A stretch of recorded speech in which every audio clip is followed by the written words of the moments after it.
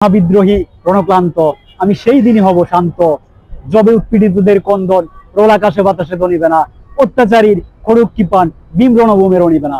বিদ্রোহী রণক্লান্ত, আমি সেই দিনই হব শান্ত।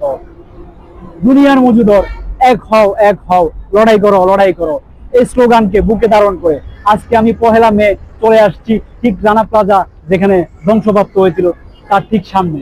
আপনারা কি জানেন 2013 সালে 24শে এপ্রিল ঠিক আমার পিছনে রানা প্লাজা ট্র্যাজেডি হয়েছিল। আর ওই ট্র্যাজেডিতে প্রায় 1129 জন শ্রমিক তারা মৃত্যুবরণ করেছিলেন। আরো প্রায় 996 জন শ্রমিক তারা এখনো নিখোঁজ হয়ে আছেন। আরো প্রায় 2500 মতো শ্রমিক এখনো তারা বিভিন্ন ঢাকা শহরের বিভিন্ন হাসপাতালে, বাড়িতে তারা পঙ্গুত্বের সাথে লড়াই করছেন। বিশেষ করে এই শিল্প ট্র্যাজেডিটা সারা ওয়ার্ল্ড ব্যাপী বিশ্বের 3য় বৃহত্তম শিল্প ট্র্যাজেডি হিসেবে পরিচিত। আজকে আমার এখানে আসার মূল উদ্দেশ্য হচ্ছে রানা প্লাজাকে তুলে ধরার। আজকে শ্রমিক দিবসে যেসব আমার শ্রমিক ভাই বোনেরা বিশ্বের যে কোনো প্রান্ত থেকে দেখছেন, তাদের উদ্দেশ্যে আমি তাদেরকে উৎসর্গ করছি।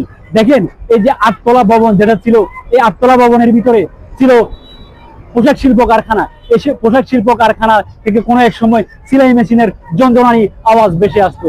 কোনো একটা সময় এখানে যে ব্যাংক ছিল, ব্যাংক থেকে মানুষ টাকা উইথড্র করতে আসতো।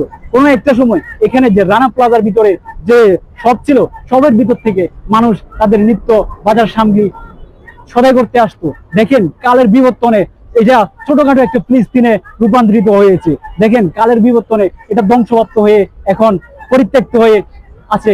আজকের আমার এই ভিডিওটা যারা ভাই বোনেরা দেখছেন, তাদেরকে যে বিশেষ করে যে পোশাক শ্রমিক আর এবং বাংলাদেশের যেসব শ্রমিকেরা যে বিভিন্ন দেশে বিভিন্ন জায়গায় তারা শ্রম দিয়ে যাচ্ছেন, তাদেরকে উদ্দেশ্য করে আমার আজকের ভিডিও। সবাই ভালো থাকুন, সুস্থ থাকুন, দেখা হবে অন্য কোনো স্থানে অন্য কোনো